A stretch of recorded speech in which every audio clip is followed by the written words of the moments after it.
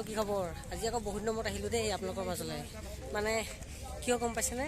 গোলাঘাটত শান্তি নাইকিয়া। আগতে গোলাঘাটখন বুলি ক'লে সকলোতকৈ শান্তিৰ জেগা আছিল গোলাঘাট, কিন্তু আজিহে শান্তি নাইকিয়া হৈছে। কিয়নো আপোনালোকে জানে, যোৱা দুদিন ধৰি এটা ঘটনা গোলাঘাটত চলি আছে যে এজন মুছলমান মানুহে হিন্দু যুৱতীক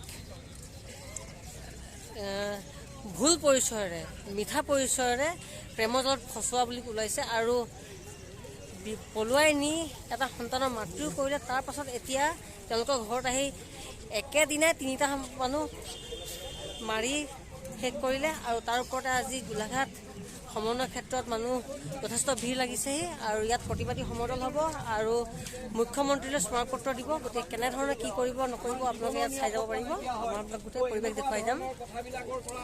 গোলাঘাটৰ এই সমন্বয় ক্ষেত্ৰত উপস্থিত সমবেত শ্ৰদ্ধাৰ গোলাঘাটবাসী ৰাইজ, আমি আজি এক বিশেষ কাৰণ, আপোনালোক সকলোৱে জানে, আমি এক বিশেষ কাৰণত আজি আহি ইয়াত উপস্থিত হৈছোহি। আপোনালোকে যোৱা দুদিন ধৰি এটা ঘটনাৰ যি মূৰ লৈ গৈ আছে, গোলাঘাটৰ মাজমজিয়াত সংঘটিত এক নাৰকীয় হত্যাকাণ্ড। নাৰকীয় বুলি কৈছোঁ আমি।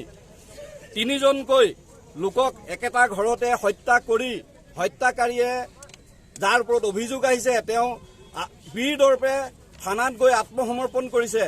আৰু তাৰ পিছতো বিভিন্ন পক্ষই আমি দেখিবলৈ পাইছোঁ এই ঘটনাটোক এক অন্য ৰূপ দিবলৈ চেষ্টা কৰিছে। যিহেতুকে আপোনালোক সকলোৱে জানে বা সকলোৰে জ্ঞাত, এই বিষয়টোৰ লৈ যোৱা 2020 চনৰ পৰা সেই পৰিয়ালটোক, সেই বিশেষ ব্যক্তি আৰু তেওঁৰ পৰিয়ালৰ লোকে অত্যাচাৰ কৰি বিভিন্ন ধৰণে হাৰাশাস্তি ভাবুকিৰ সন্মুখীন হৈ আমি এক কৰুণ পৰিণতি আমি দেখিবলৈ পালোঁ।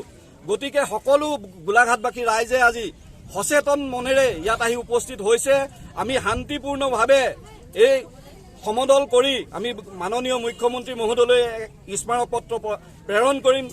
প্ৰতিবাদ এয়া আপোনালোকে চাব পাৰে, বিভিন্নজন গোলাঘাটৰ সকলো গোলাঘাটবাসী ৰাইজ ওলাই আহিছে প্ৰতিবাদ কৰিবলৈ যে সেই নৰসাধকজনক ফাঁচীৰ দাবী কৰিবলৈ, ভুক্তভোগী পৰিয়ালৰ নিৰাপত্তা সুনিশ্চিত কৰিবলৈ। আৰু এই আৰম্ভ হৈ গৈছে প্ৰতিবাদ।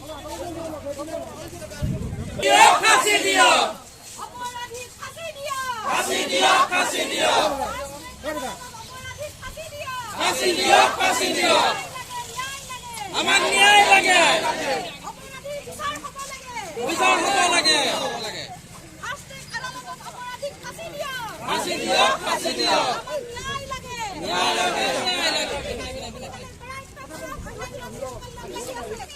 ফাঁচি দিয়ক, ফাঁচি দিয়ক, লাগিবই লাগিব, লাগিবই লাগিব। ফাঁচি দিয়ক, ফাঁচি দিয়ক।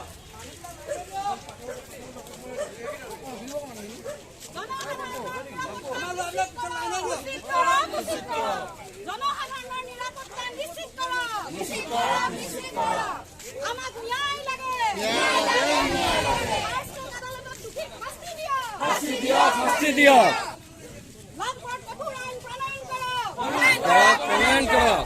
লক জেহাদ নচলিব, নচলিব, নচলিব, লক জেহাদ নচলিব, নচলিব, নচলিব, লক জেহাদ নচলিব, নচলিব, নচলিব।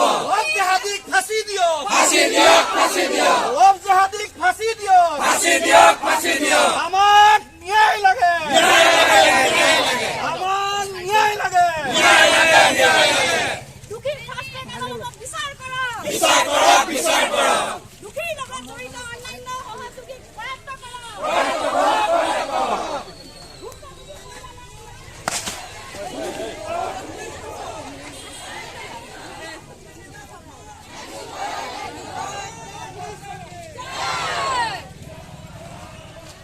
তো এইদৰে ডাঙৰ প্ৰতিবাদী এটা সমদল হৈছে আৰু অপৰাধীক ফাঁচি দিয়াৰ দাবীত সকলো এইদৰে আগবাঢ়ি গৈছে।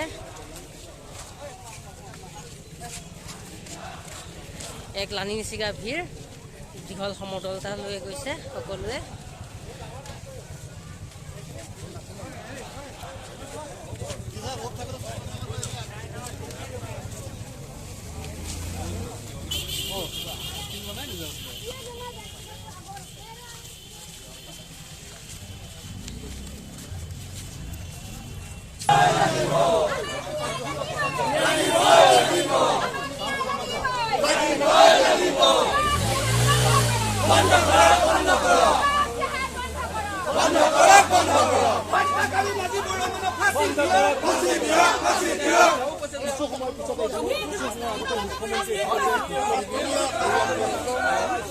গতিকে দেখা পাইছে কিমান ডাঙৰ এটা বিশাল সমদল ওলাই আহিছে। অপৰাধীক ফাঁচি দিয়ক, দোষীক শাস্তি দিয়ক বুলি শ্লোগান, ডাঙৰ ডাঙৰ শ্লোগান দি গোলাঘাটৰ সমূহ ৰাইজ ওলাই আহিছে। কিয়নো আপোনালোকে জানে যোৱা দুদিনৰ পূৰ্বেই এক নাৰকীয় হত্যাকাণ্ড গোলাঘাটত সংঘটিত হৈছে। একে সময়তে 3গৰাকী ঘপিয়াই হত্যা কৰা হৈছিলে আৰু সেই অপৰাধীকে শাস্তি দিবৰ বাবে এইদৰে সকলো একলগ হৈছে আৰু দলবদ্ধভাৱে কৰি আহিছে। বন্ধ কৰাৰ কথা কৈছে।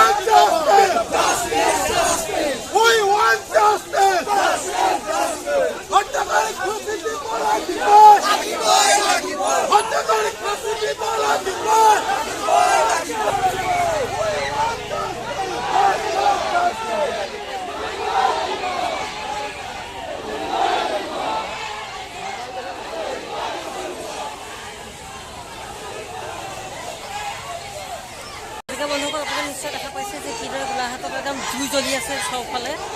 জুই মানে প্ৰতিবাদৰ জুই কেনেকৈ হৈ আছে সকলোৱে দেখিছে। পৰিৱেশত আপোনালোক দেখুৱাই দিলোৱে।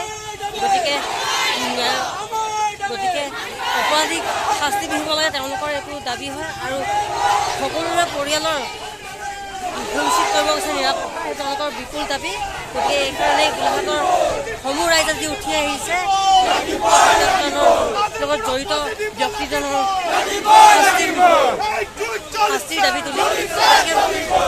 আজি ভিডিঅ'টো কেনে লাগিল আপোনালোকে নিশ্চয় কমেণ্ট কৰি জনাব। লগতে যদি ভাল লাগে তেন্তে লাইক এটা দিব আৰু কমেণ্ট কৰিব যে তেখেতক একচুৱেলি ফাঁচি দিব লাগে নে নালাগে, আপোনাৰ কি বিচাৰে, দোষী শাস্তি পাব লাগে নে নালাগে, আৰু গোলাঘাটবাসী ৰাইজৰ নিৰাপত্তা সুনিশ্চিত হ'ব লাগে নে নালাগে, আৰু তেওঁলোকৰ পৰিয়ালক কিবা পাব লাগে নে নালাগে। গতিকে আজি এই ভিডিঅ'টো কেনে চাই নিশ্চয় জনাব।